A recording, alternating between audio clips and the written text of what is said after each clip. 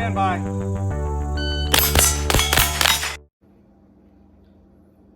Hey everybody, it's Benny Hamers with Steel Target Paint.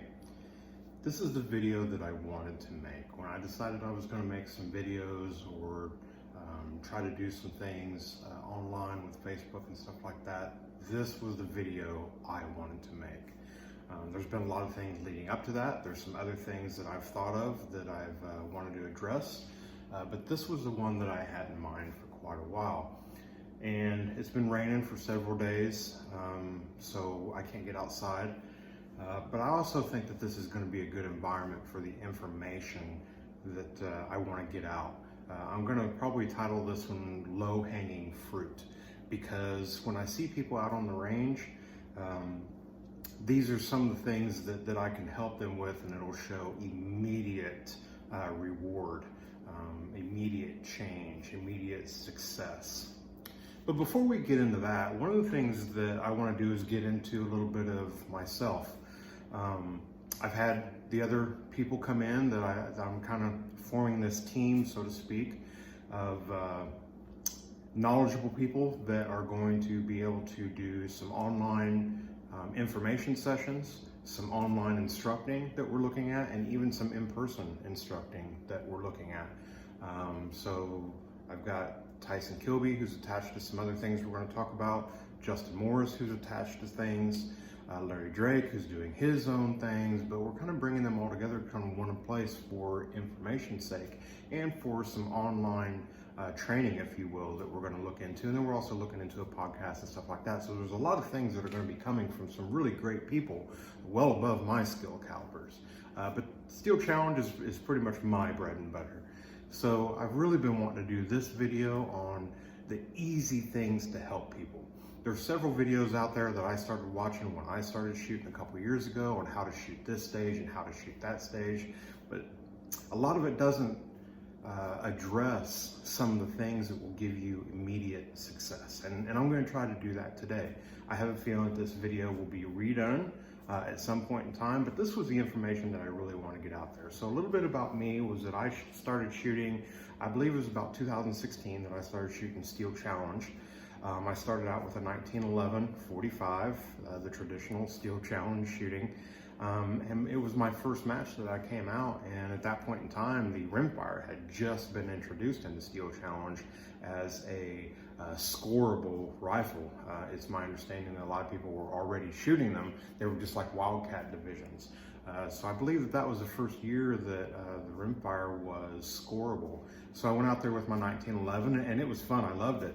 But one of the things I was seeing was these people that were on my squads and other people shooting, you know, they've got these, especially the rimfire rifles, and they're just going blazing speed. And here I have a 1522 at home, and I thought, gee, I could bring that out next time. And that's what I did. And the rest is history.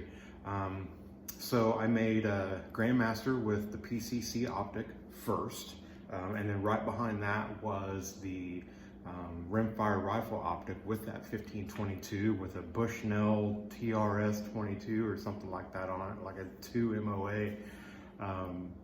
Compared to the equipment that I'm using now, that was just seems like a long time ago. And then shortly after that, maybe a couple years, a year, I made a Grandmaster with the rimfire pistol optic. And that was a lot of fun, although the rifles are really what gets me going and what I really have a fun time doing. So that's kind of where I've stuck. I've done some carry optics, I've done some limited shooting, I've dipped my toe in other things, but none of them are just quite as much fun. Carry optics, almost. We're gonna work with that more, simply because I like to come out of the holster shooting Steel Challenge as well. I tried it with open, and I would have had to change my gun completely to facilitate it strictly for Steel Challenge. I wasn't ready to do that at the time, but my carry optic gun, I'm getting a little excited about that, especially with my new arrangement with Athlon Optics. So let's get into Steel Target painting. So I signed on this year. I think I might have been able to the year before, but I really wanted to spend some time getting my match director placement going well and having some success with that. And Gabriel Sanchez and I had some immense success doing that.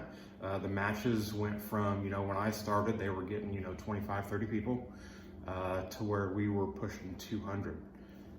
And then Gabriel branched off and he now does the Scholastic Sports and some Rimfire Challenge stuff.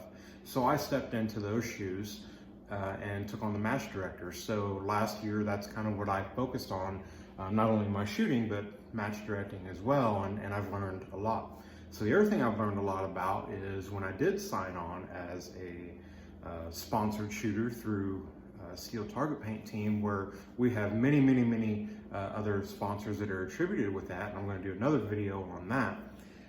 But one of the things that I learned was that it's not about being the best shooter, at least in this sport. It's not about being the best shooter. So you look at NASCAR or other things, and it's the sponsored people that are at the top. And even when you get down into the local dirt tracks, some of those people have sponsors as well.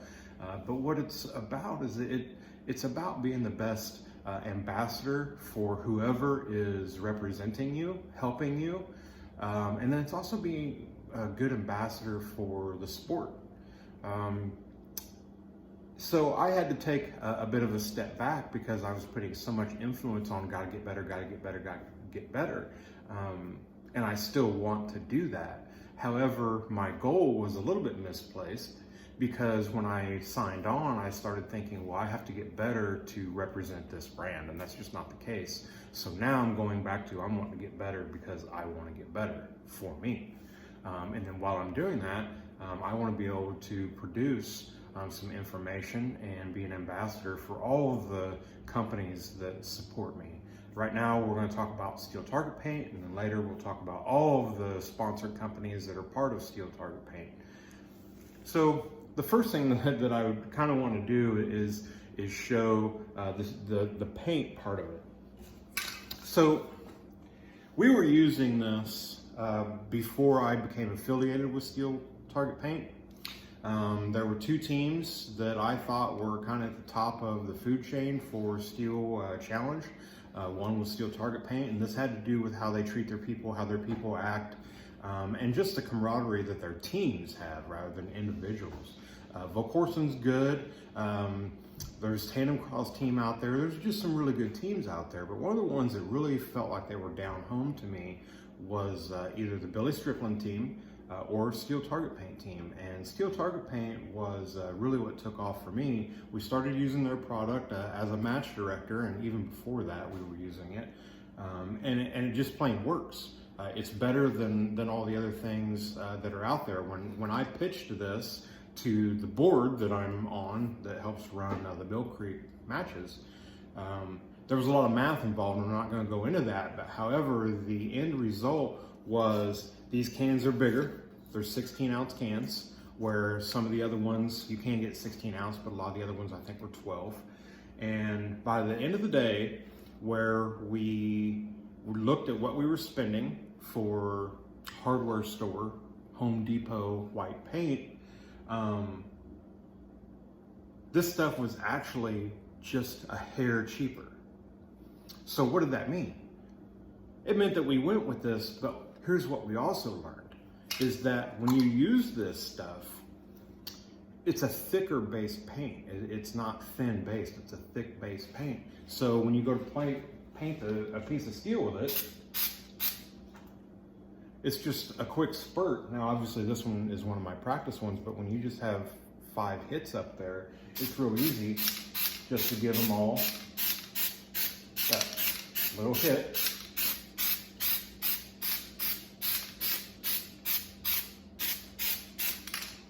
And it's covered. Covered. Easy. So what we learned was that at first we thought, well, this is going to take half the paint, and it does. But there was a learning curve because we had to teach a lot of our competitors not to go up there and put half a can on each plate. They look like birthday cakes. At the end of some of our matches that first season that we were using it, and then we kind of got the learning curve passed, and people started learning how to use the paint. Now, I'd say it's about a third of what we would need for hardware paint, because the hardware paint just goes on kind of like water. And the other big thing that we learned is maybe it's raining, drizzling, snowing, you know, whatever it might be, it still works, especially in the rain. It's just amazing in the rain. So that's what I mean when I talk about, you know, being an ambassador for the type of product that you use. I have a bunch of other products coming from rangestore.net, which is the Steel Target paint website. And I'm gonna go over all of that stuff individually and show you guys what they carry and how I use it, because I do. It's great stuff.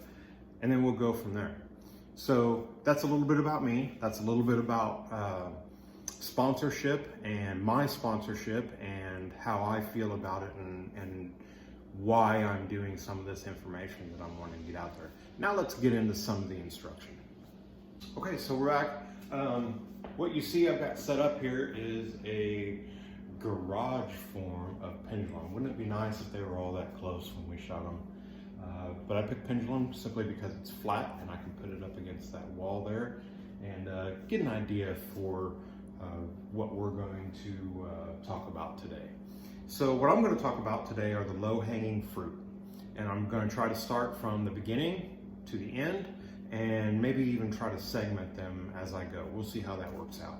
So where's the beginning? Where do you start? If you're looking at having a successful match, let's say you have a match tomorrow, Sunday maybe, it's a steel challenge match. We're gonna go shoot steel challenge tomorrow. So it's the next day. Well, where do we start getting ready for that match?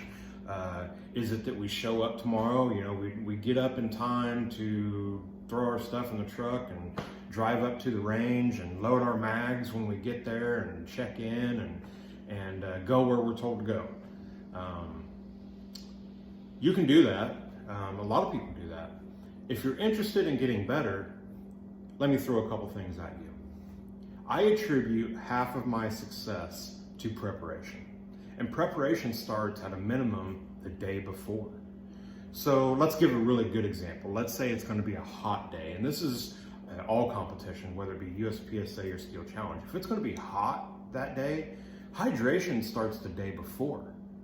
So this was something that I started looking into about 2 years ago, having to deal with some of the really hot weather that we get here. I mean, about 2 years ago, I mean, we were having matches that were over 100 degrees, and then not considering heat index. So hydration starts the previous day if you know it's going to be a hot day. So you got to start getting in that fluid. If it's going to be really hot, you know, at least a gallon of, you know, water or that type of liquid, because one of the things it does is it gets your body hydrated already. And then what a lot of people don't know is it also opens up all your veins to better carry the blood flow, which helps everything from eyesight to brain activity to functions to concentration. So it starts with hydration, and then also with that is, you know, what are you going to wear? And, you know, this isn't like we're going to school tomorrow, you know, how are we going to look cool? Well, maybe for some people it is. But what are you going to wear? If it's going to be hot, you know, then you want something that's breathable. These jerseys are amazing. Even if you just, you know, get one, have it made up however you want it. These things are huge in the hot weather. They're so much cooler than like a cotton t-shirt or anything else. If it's going to be cold, then you need to prepare for that too. You know, have the thick socks, have the whatever it might be. And maybe you're a fair weather type person, that's okay too. But if you're wanting to get better, you're going to have to be able to adapt in every way. So again, 50% of any success that I've had, I attribute to my prep, and the prep starts the day before. That includes if I'm going to clean the guns the day before. Now what I like to do is I like to clean them and get a couple shots through them just to make sure that, you know, nothing's messed up, or, you know, just do a function check. Load the mags the day before, the night before, whatever it might be. Load the mags the day before. That's not something that you want to be thinking about when you get to the range, because what you can do is you can wind up driving to the range and, you know, maybe something you're thinking that, you know, it takes me 15 minutes to get to the range. It starts at 8 o'clock, so I'll leave at 7:45. Now, come on. You know, if you want to be better at something, start looking at your time management. So getting to the range early, that's what you want to do. I have a standard where I like to be at a match an hour before it starts. So if it starts at 8, I want to be there at 7. And that keeps me relaxed. That keeps me my time management. And that also gives me the opportunity where if something comes up that I didn't think about, I have the opportunity to handle that and still stay relaxed because now I'm not pressed for time. So if the match starts at 8 o'clock, it takes 15 minutes to get there and you're leaving at 7:45, you're going to start to get that. If you want to get better, if you care about how well you shoot, you're going to start getting that anxiety about getting there and trying to get out of the car, get everything loaded, and then before you know it, you're going to be hearing make ready and a beep, and you're just not going to be mentally ready. You're not. So the prep is a big thing. Make sure you have everything. Make a list, all the things that you have to have. I jokingly say I always forget something. Sometimes it's as simple as, a hat or whatever it might be, but until you start making those lists and have a check and balance system, that's part of your prep. So if you want to be a serious shooter, you even want to improve a little bit, start to improve that way, because it's going to make a big contribution to your mental side and your concentration. So prep, and then the day of the match. So when you show up, you want to try to be relaxed, okay? Meet the people, greet the people, talk to the people, stay relaxed. I try to stay away from heavy conversations. I don't like political conversations anyway, but I try to stay away from the heavy conversations. I like to walk around and hear what people have been doing, what new guns are they shooting, how things are going with their life, but I don't like the heavy conversations. I know this is not the best example, but I remember it was one of the ones that was very near and dear to me. I had a friend and a peer shooter that recently passed away, ending a battle with cancer. And before the match, a lot of people would start, talking about, hey, have you heard about so-and-so and how he's doing? And I loved the guy. I loved shooting with him.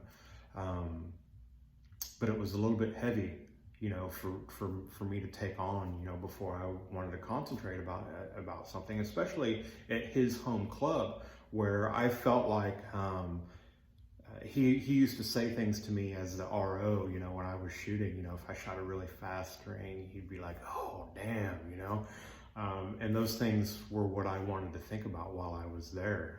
And still, even in his passing, those are the things that I want to think about.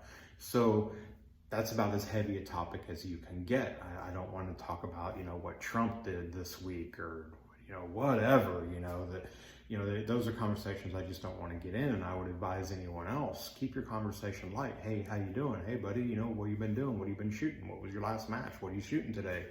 And then when they start to get into, oh, we can't get ammo because of, I'm pretty much done there. Because I just don't want that kind of stuff on my mind. Later, certainly, but and that's kind of a big deal. Put some serious thought into that, okay? What you talk about and what your mindset is. And again, this is if you want to get better. If your approach to a match is that it's a social event for you and it's something to get out of the house on Sunday, awesome. That's great. Come out, shoot the match, have a great time, be social. All I would say is that recognize that there's some people that might be trying to excel. So when it comes to that, and I had to explain this to a couple people, so especially with like the rimfire stuff, because some of the big USPSA shooters would like to give me a hard time, about either shooting steel challenge in general, because they've never done it and they just think, oh, it's just easy, it's 5 plates. Okay, well, come out and do it. I've offered people my guns that have said those things to me. Hey, my guns are free to you. I'll give you the ammo. You can shoot the gun. Come on out. Show us how easy it is. I haven't had a single person take me up on that offer, though it still stands for anyone. I let all kinds of people shoot my guns.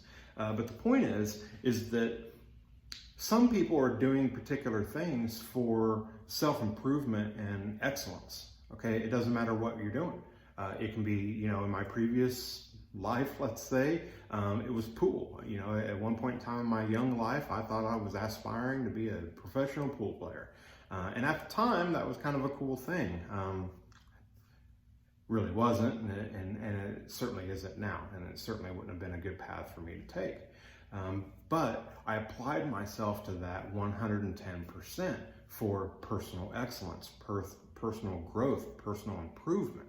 Okay, that's the point. And there's some of us that are there that are chasing that.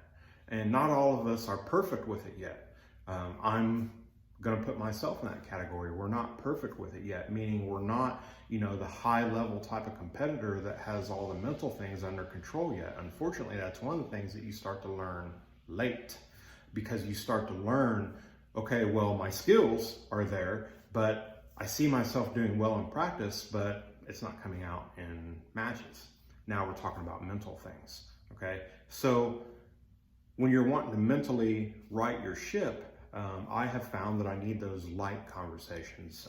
I need to keep myself as least distracted as absolutely possible. So as I would respect everyone else, I would ask everyone to consider, hey, maybe consider that other people everybody's there for maybe different reasons. Some people like the social aspect, some people are chasing some personal excellence. And it's usually easy to see who's doing what out there, but we're all on the same page, and that's what I'm trying to change, is how we interact with each other. I'm not gonna detract away from somebody else's presence because they're only there for a social atmosphere. Great. And the same, with someone at my level above, or maybe even aspiring, let's not come down on them because they're taking it too serious. Okay, well, it's not this game that's so serious. It's right here. It's, what am I doing with myself? How am I improving myself? And like we talked about with Jenna, things that you learn here attribute to the rest of your life as well. So if you can learn personal excellence here, you can achieve personal excellence in other forms of life, and vice versa. Okay? So let's get into a couple of the low-hanging fruits that I see once you're on the range. So again, a mental thing is, once you get squatted, once you get to your stage, okay, we're shooting pendulum first. And a lot of people go, oh no, not pendulum. Well, that's going to be one mistake if you're trying to get better. You should, and you don't have to walk around the corner and see it, the pendulum, go, oh yeah, I love pendulum, when half of you is saying, yeah, no, you don't. Let's try to just approach everything as we're going to do the best that we can with the skills that we have today. And that's all you can ask yourself for. That's all you can ask for, is, can you do the best that you can do today? And if you can't utilize your skills, then you need to start looking and evaluating at why. And usually it's mentally. So the easiest, the lowest hanging fruit for mental preparation is, when you're there with a squad, there's 12 people and you're painting, and maybe you're not ROing, maybe you are, but everything's low key and stuff like that. But when you are up next, okay, the on-deck shooter, so to speak.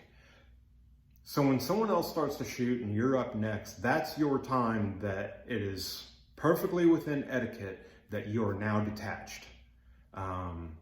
Now that can range from, I've seen people that don't want to talk to anyone at all, leave me alone, and they start what I call a pre-performance routine. Now, some people's are more regimented than others, but you need to have something. You need to have a thought focus, okay? Now, if you're the on-deck shooter and all that is that you realize it, and then you go and you get your stuff, and you make sure you have your whatever gun it is you're gonna shoot, mags, whatever.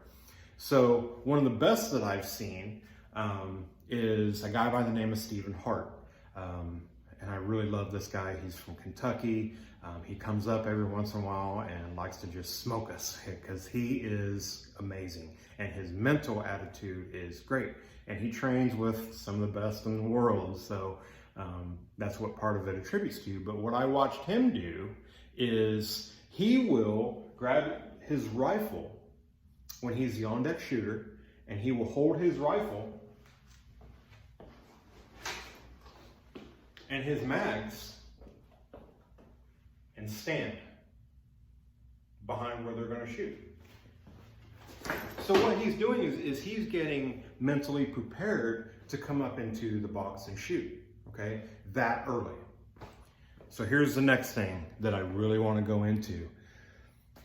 You have to have what I call a pre-shot routine. I learned this in pool, and now I'm applying it to shooting. You have to have a pre-performance and a pre-shot routine. The better that you do this, the better that you will shoot, okay? So I'm gonna move the camera here so we can see a little bit more. So when I come up, I've got my mags in my rifle, and I come up, and usually what I'll do is I'll set everything down, and then I'll just calmly stand. Okay, and this is all part of what I try to do every single time the exact same way. Set the rifle down first, set the mags down second, and then take a balanced, calm stance, and just try to empty the brain a little bit. Now, a lot of times, the RO will want to talk to you, or you're with your friends and they want to talk to you, and that, that's okay. A lot of people know, depending on, where I'm at or what I'm trying to do at a particular stage, I kind of put off, whether I want to, really talk or, shoot the poop or whatever it might be. But if I'm serious, that's also easily recognized. So, but I'll always come up and do the same thing. I'll put those two down, and I'll calmly stand here and look at the stage. And then when everybody comes off of painting, that's when I click, okay? Because I know make ready is coming. And I always do the same thing. Even if I've been talking to the RO or whatever, I will turn and I will face and I will look at my bag, okay? And I will stand there and I will wait for make ready. Now, as soon as I hear make ready, my pre-shot routine continues. I'm gonna come down, I'm gonna unzip.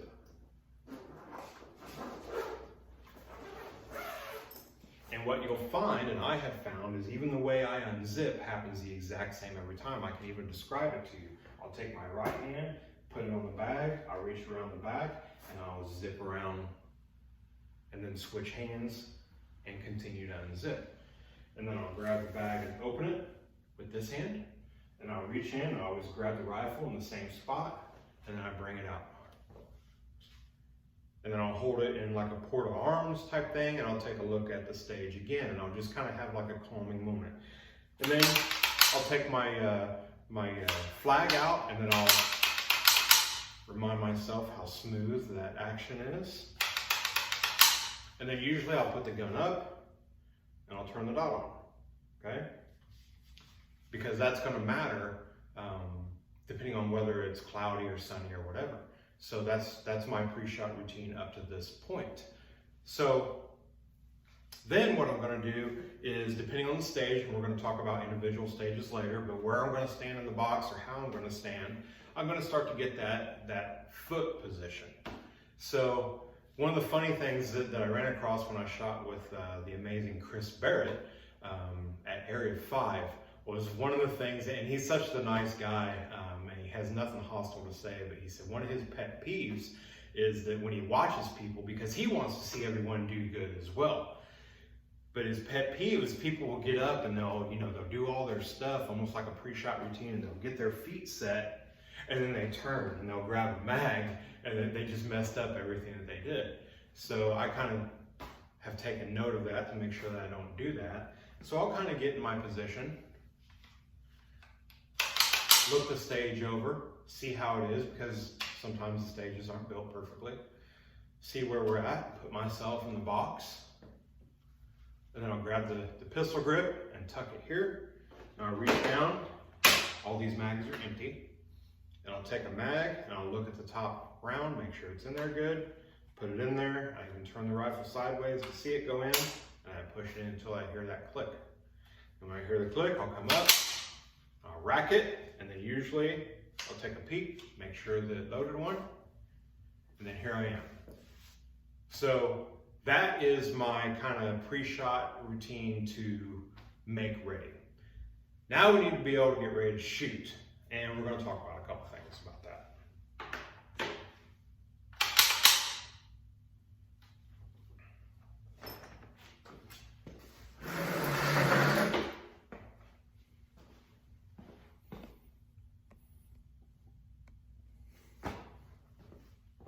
So we've done our prep, we've done our pre-match prep, we have done our on-deck shooter routine, and now we've done our make-ready routine.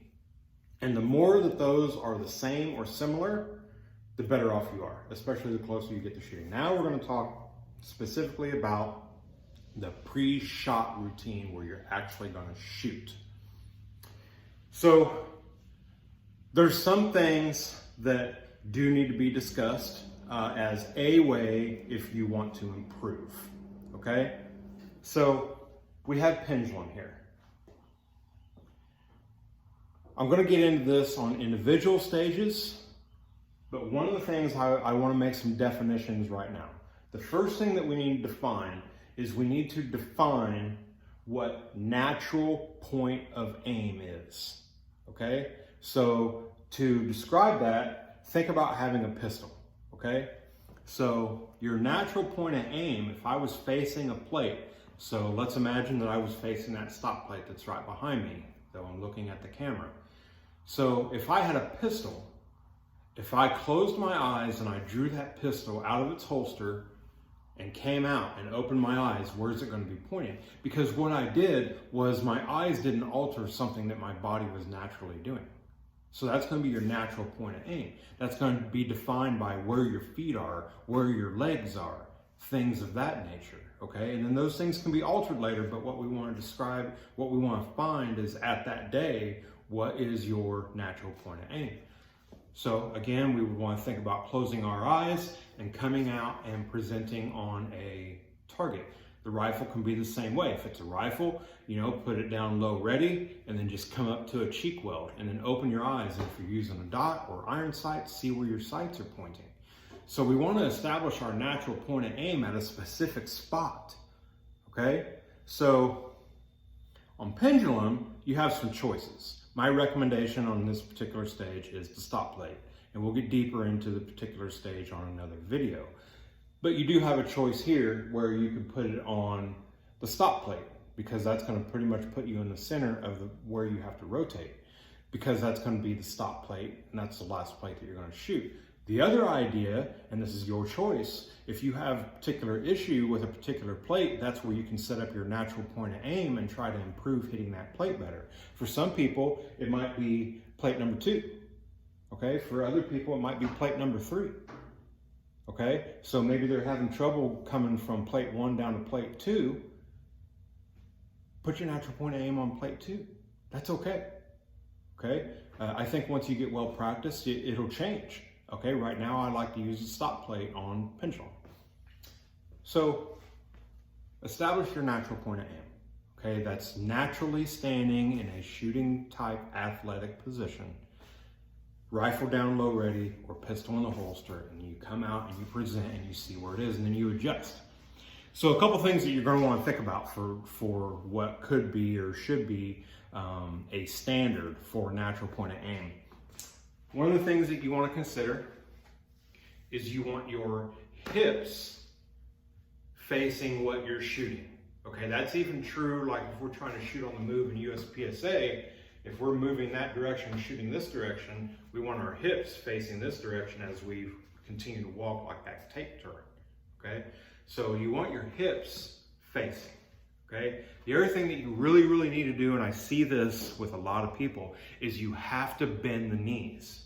Okay, you have to almost get into, and you have to make it feel like a sitting position. Okay, Jenna does a great job of this. You have to get the knees bent. And here's the reason, okay?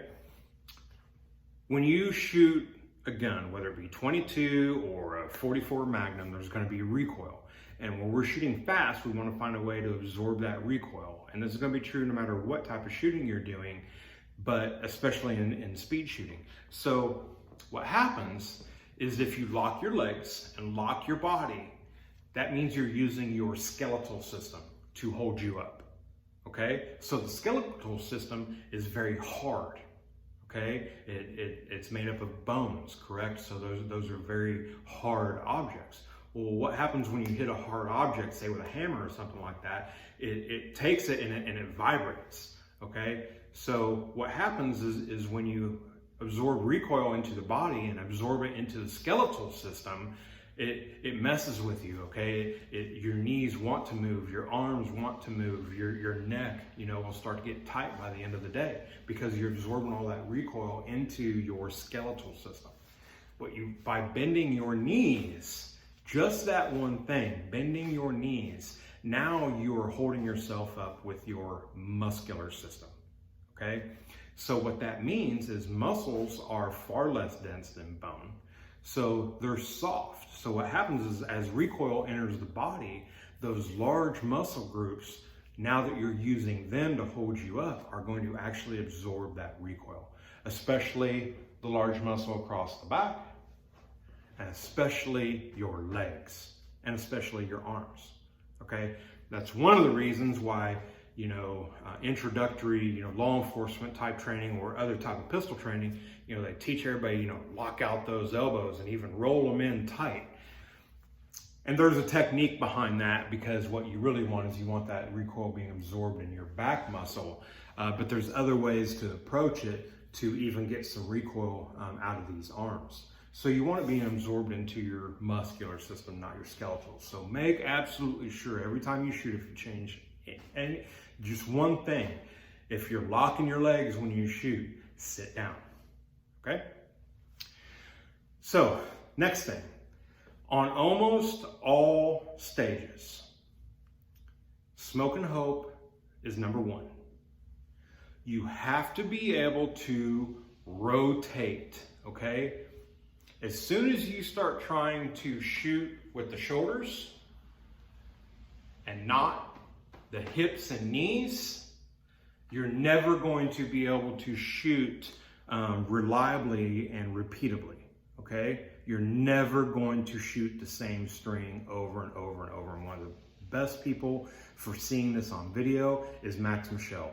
Watch him shoot Steel Challenge with a pistol. He has perfect rotation where this triangle of his hands together and his shoulders and his arms is never disturbed, because he's doing all his movement from the hips and the knees. It doesn't matter if you're shooting rifle or you're shooting pistol, it's the exact same thing. Whatever triangle you are establishing, whether that be with a pistol or with a rifle, it has to remain the same. So here's what happens. As soon as we start shooting with our shoulders, meaning we're using our shoulders to rotate rather than our hips are maybe staying in the same spot. So check out my fingers, okay? So if I move with my hips, I can keep this triangle the exact same way. But as soon as I try to do it with just my shoulders, now think about me holding a pistol. As soon as I try to do it with my shoulders, the hands have to move to accommodate that movement. Now they're gonna come center again, and then they're gonna go this direction. So one of two things happens. Now, you might be watching this and going, I've never seen my hands do that.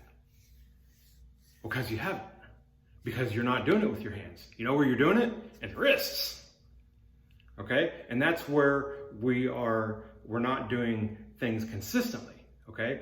Yes, obviously, we're not letting our hands move. But the point is, when we move with our shoulders, there's going to be a discernible difference, because when I'm standing here, it's one way. But as soon as I only move with my shoulders, the hands are now in different places. And where people learn to shoot and accommodate for that, even without knowing it, is they break the wrist in shooting a pistol. They break the wrist. So now when we put a gun out here and we try to move, if we keep it locked, it'll stay the same way. And then keeping the wrist locked keeps the up and down movement of the gun. Okay, that's a different type of recoil, but we do want our wrists locked so we can keep that gun shooting flat if it's a pistol. Okay, but as soon as we start doing it with only our shoulders, we're going to start bending the wrists to keep the gun facing the target. So that's a big thing to consider. Okay, now let's talk about the rifle. The rifle is no different, except you're going to feel it differently. Okay, so the rifle has 3 points of contact, which is what makes it more accurate. So when you bring it up, you have a point of contact in your shoulder. You have a point of contact at your cheek and with your hand. That's basically the same thing because they both affect each other. And then you have your point of contact out here however you hold the pistol or the rifle. So now when we're holding the rifle, and if we can think about that triangle there, okay, when we turn with our hips and our knees more with the rifle, we can maintain that the upper body, from your upper abdominal muscles, nothing above here should move or change. That's your head, your eyes, everything. Everything should stay right where it is, okay? Moving this way.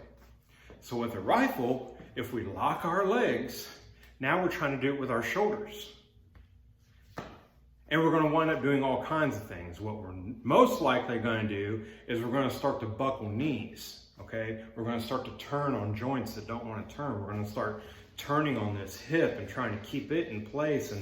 But what's going to happen is it's going to alter how the rifle points. You're going to have more trouble making transitions.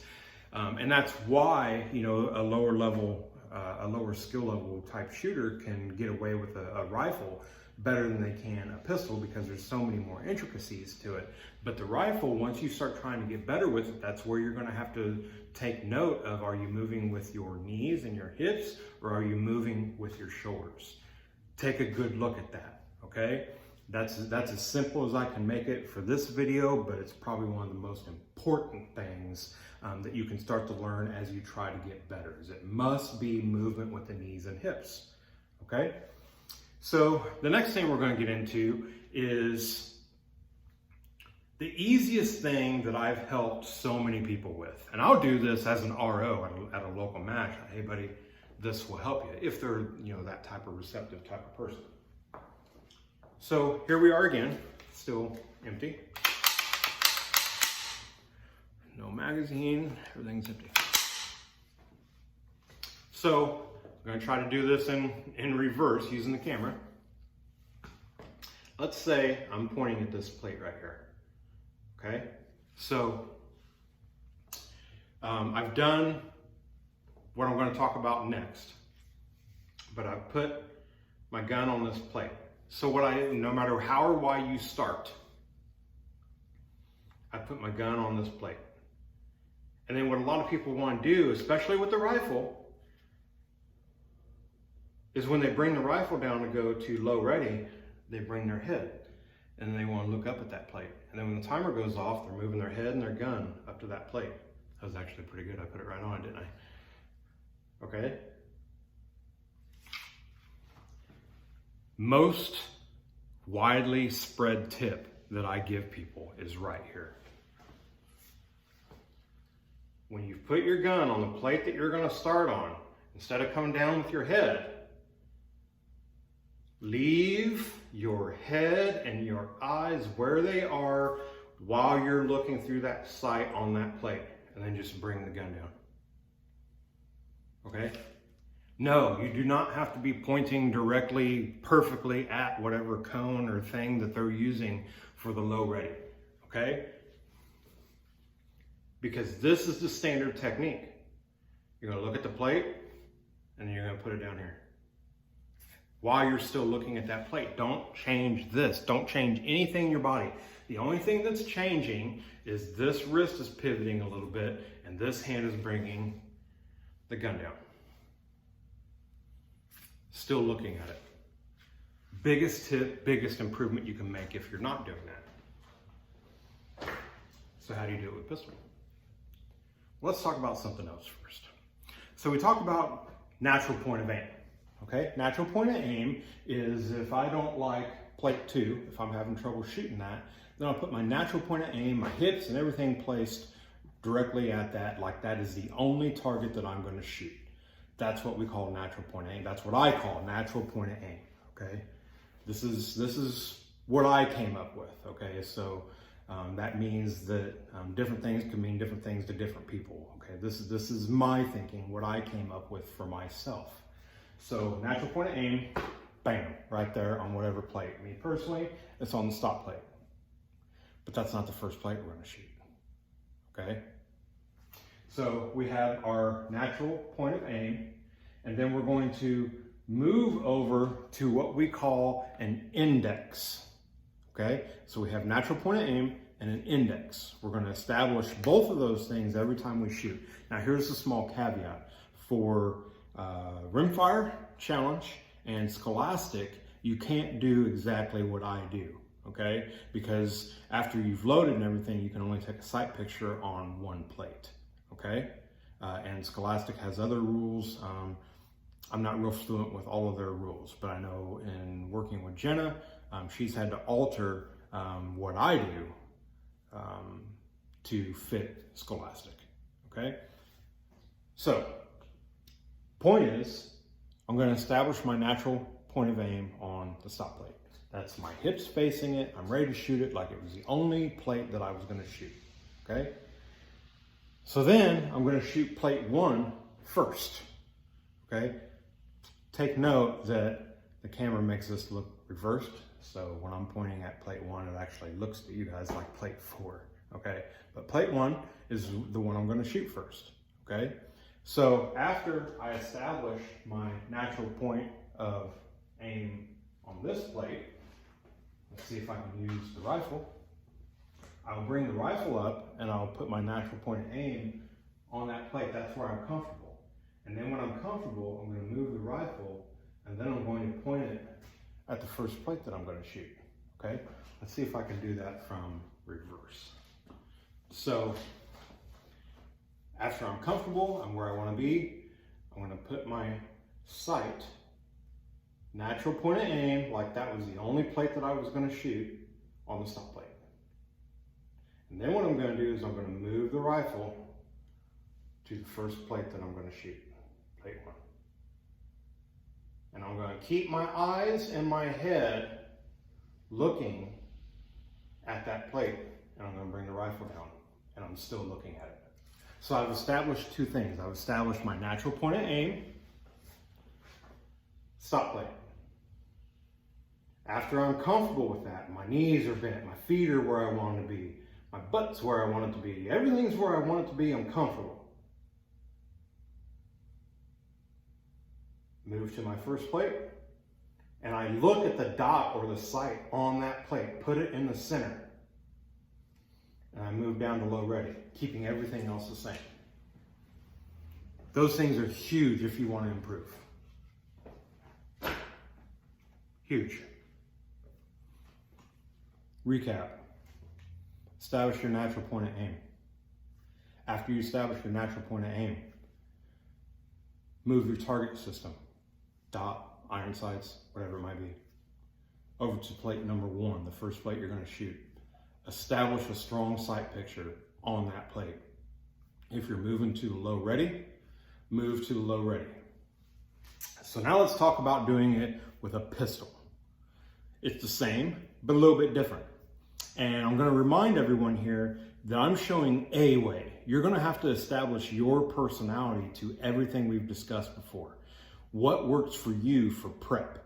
You know, what do you eat the day before? What do you drink the day before?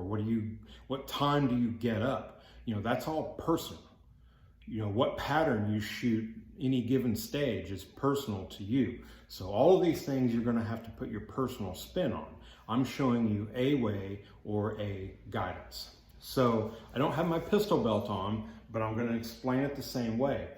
When I'm shooting a pistol, I do the same thing.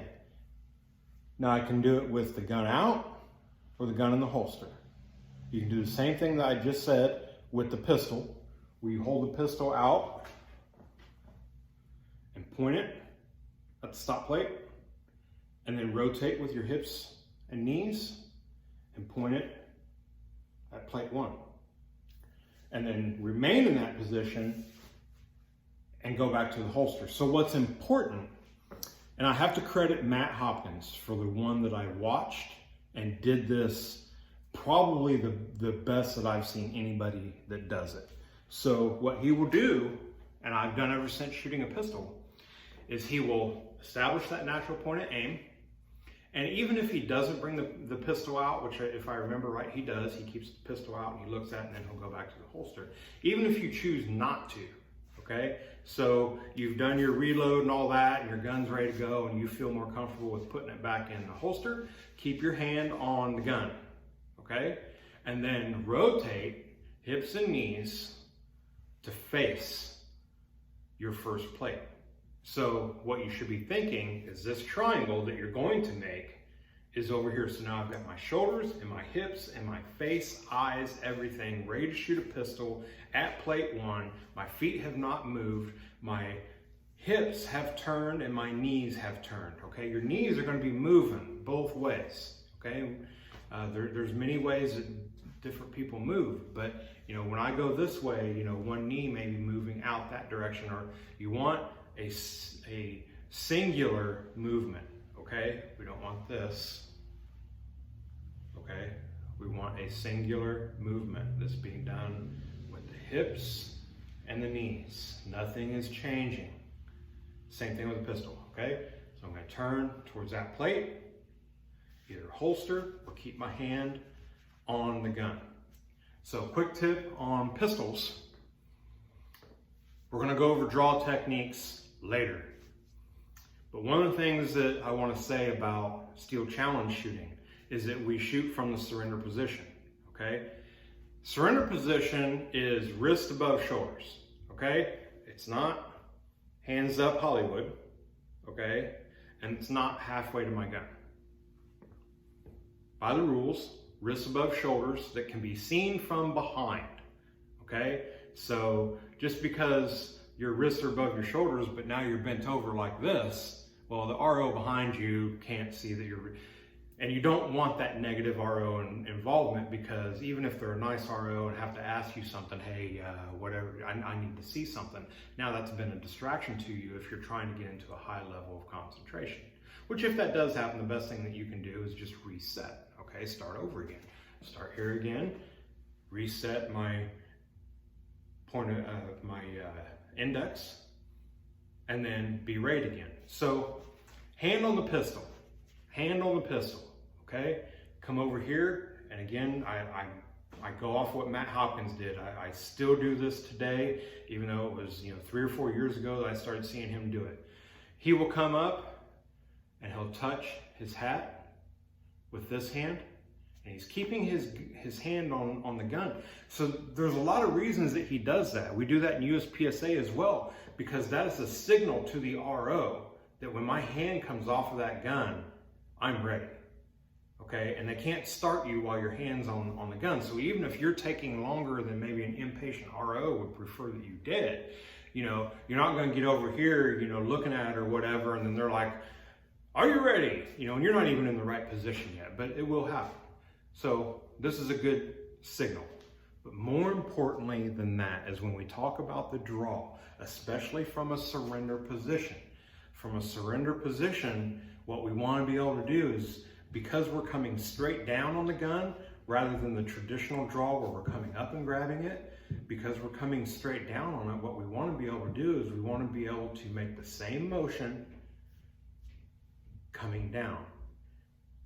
And the way that you aid yourself in doing that is you hold on to the gun, and the very last thing you do before it's are you ready time is bring that hand up in the exact motion that you're going to go down and get the gun, okay? You'll see people doing, like a grip out here. There'll be all kinds of things that they do, but the idea is same motion, okay? Meaning, we don't want to come up from the gun like this and then expect that this is going to go well, because you just told your mind this is what you're doing. So now what your brain really wants to do when it draws is do all of this in reverse. So come straight up from the gun.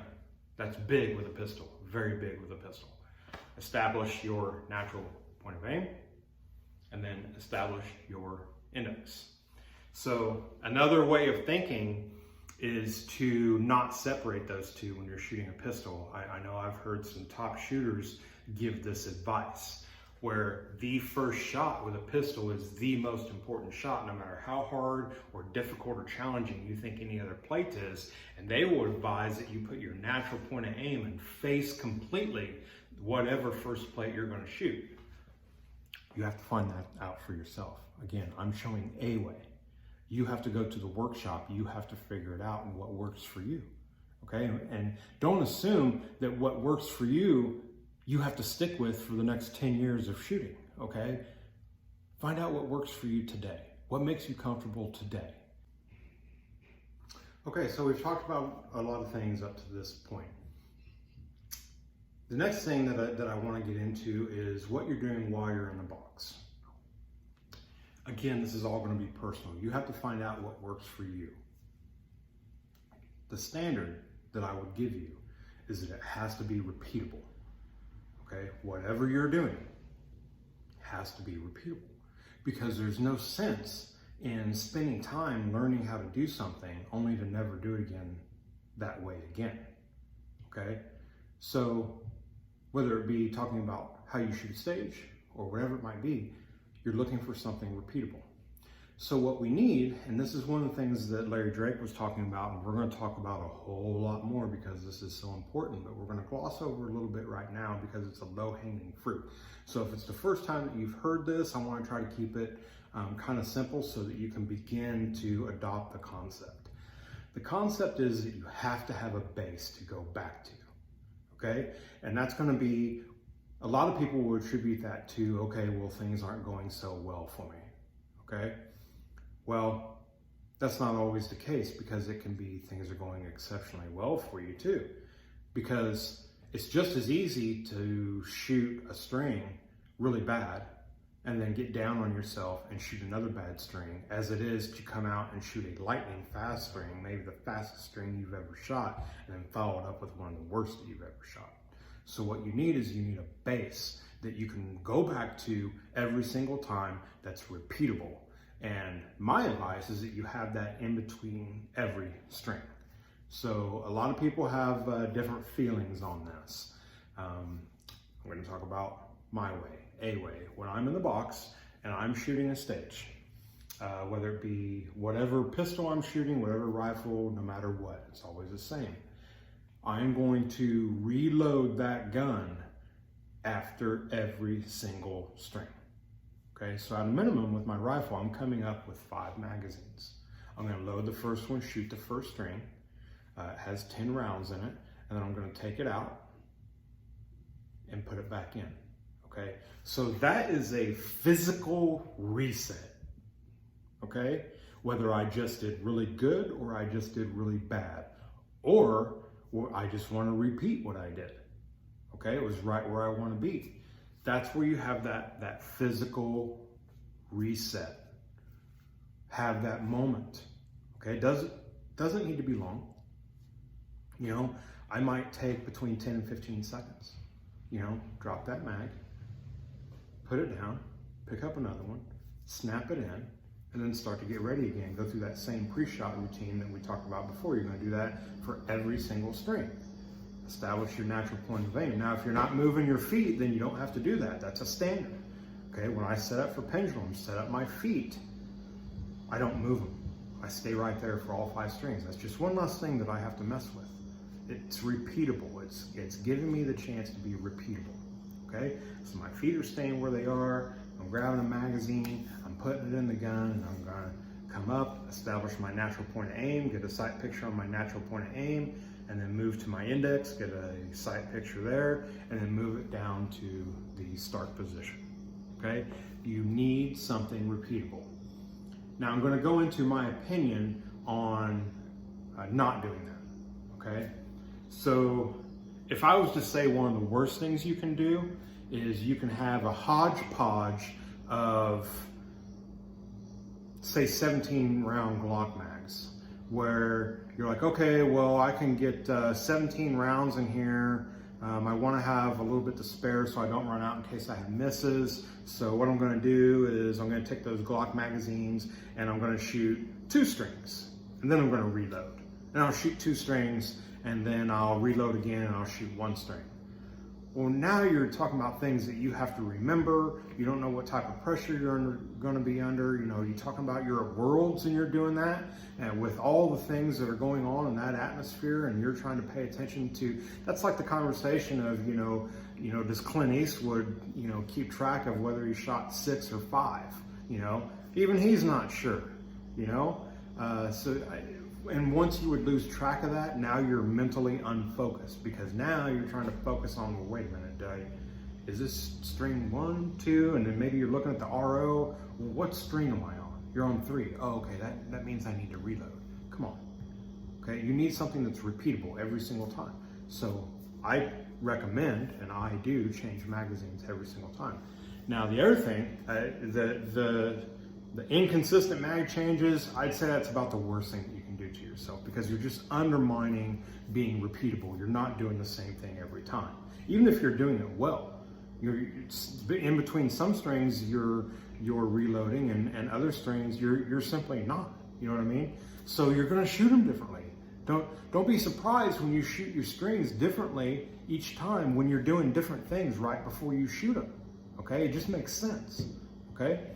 So the other thing that I've seen people do, and I don't think there's a lot wrong with this, especially if you're an introductory shooter, is especially Glock mags. I see it a lot with PCC. They'll, you know, get one of those 33 round magazines and they'll pop that sucker in there, and then the idea is that they never have to reload. Now there's a commonality from all the people that I've seen that do this. Okay, what happens is they're not wanting to give themselves time to be distracted. Okay, so they'll shoot a string 1, 2, 3, 4, 5, and then they're automatically down and ready again. So, you know, you're getting ding, ding, ding, ding, ding, and the RO's going, you know, 3.15, are you ready?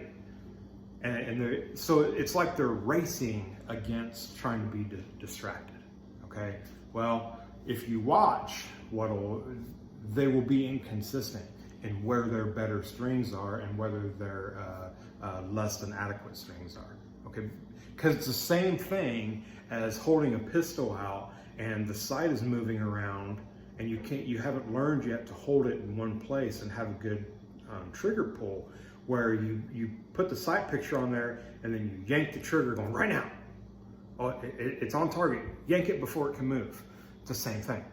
Okay. Now some people are fairly successful doing this. I would recommend doing otherwise. At least consider doing otherwise. Try it. You know, have that moment of reset.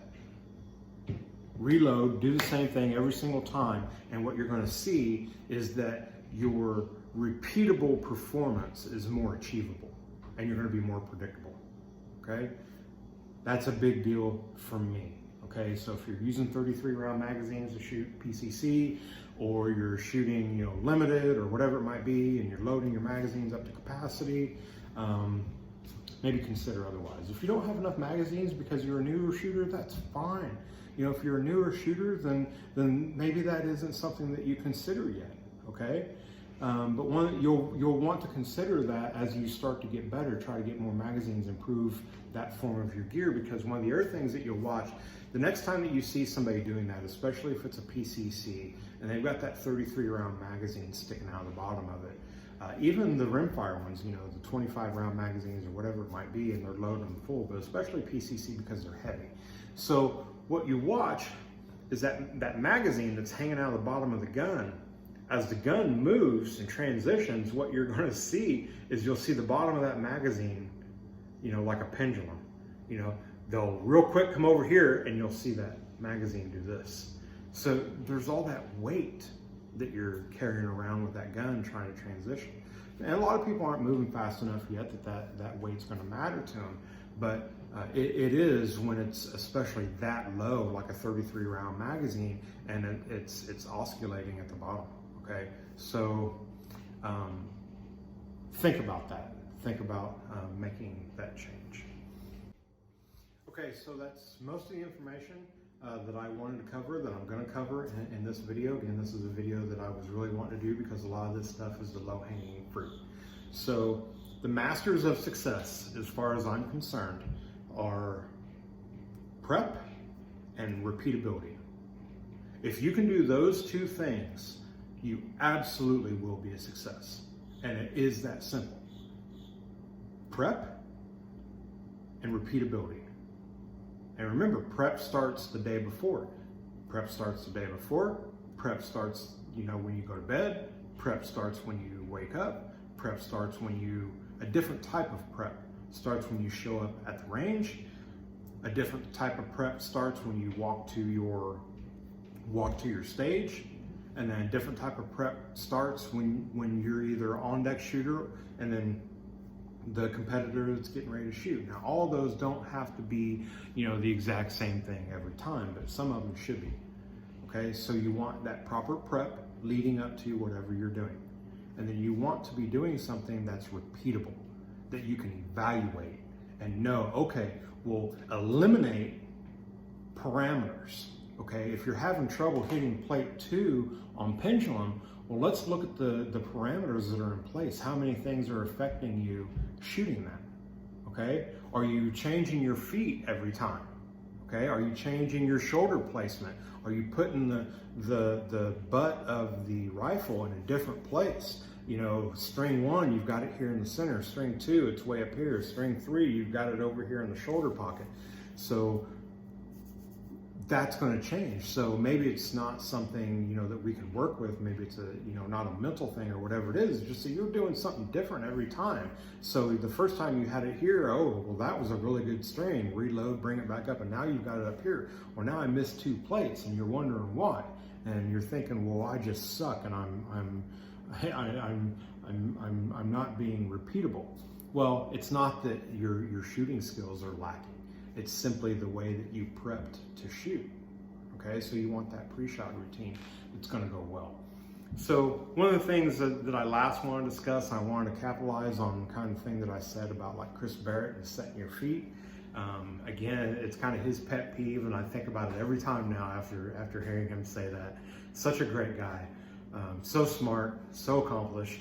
But one of the things that's important with where your feet are, and let's give Smoke and Hope a good example as well. So I'm not going to tell you that your feet should be, straight across, from you, or that one should be, directly behind, or one should be, some people got, 1 foot in one corner of the box and another foot in the other corner of the box, and that's a different topic. But what we want is we want you to put the same feet placement every time you shoot a particular stage. So the easiest way to talk about this is whatever stage you're shooting, the next time you shoot it, if you haven't been paying attention to where your feet are, get in your comfortable position, okay? And establish your natural point of aim. And then take your left big toe and point it at the left edge of the far left plate. And then take your right big toe and point it at the far right edge of the far right plate. So if it was pendulum, I would have my left toe pointing at right here, right at the edge of that plate. And my right one would be pointing right here on that edge. What that's going to do is that's going to open up the hips and the knees a little bit more for you to be able to better do that rotation. And I'm going to give you a little secret here, okay? Something that I found on my own, and I know other people know this too. I found this on my own, and I've passed it on to countless people. And you should see their eyes sometimes when you show them this. It's like, hey, change this. And then they do it, and they're like, oh my God. Smoke and Hope is the easiest place to see this. So what happens on most people's bodies is wherever you, and this is the other reason that you're pointing your toes, because the more you point your toes outward, the more rotation change you can make, the further you can go. Okay, with your toes pointed forward, you may only be able to get this far, but your toe pointed out, you can go further. So with Smoke and Hope, what you're going to do is you can use that to your advantage. Smoke and Hope has always been something that I've shot well, and I attribute it to this one thing. When I come up with a rifle, or a pistol for that matter, and I've pointed my left foot at the outer edge of that left plate, when I move, there is a natural stop in my hips and my alternate knee. So if I'm pointing to the left, it'll be my right knee. Okay, it's about that point that it buckles. And that's where my body wants to stop. Okay, try it. Set up your feet a little bit shorter width than apart from each other, and then point your toes out a little bit, and with your hips and knees only, none of this, hips and knees only, turn, and you're gonna find a spot that you stop. Guess where that spot is? It's pointing directly at that plate. So not only are you shooting with your eyes, but when you come into that lock, if you're doing it correctly, unless you move your shoulders, it's nearly impossible to swing past that plate. Think about that. Smoke and hope. You come up. I can shoot and I've done this, I can shoot the outer two plates with my eyes closed, because all I do is come to set up my feet correctly, and when I get this little stop, pull the trigger, and then still with my eyes closed, I can move all the other way, and then when I get the stop over here, I can pull the trigger again, and it'll hit the plate. So think about how much that takes out of the equation for you shooting smoke and hope, okay? You're not trying to follow the dot as fast as you're shooting, because everybody does. Everybody that's learning overshoots their sights on smoke and hope, okay? And then that's why they have trouble with the stop plate.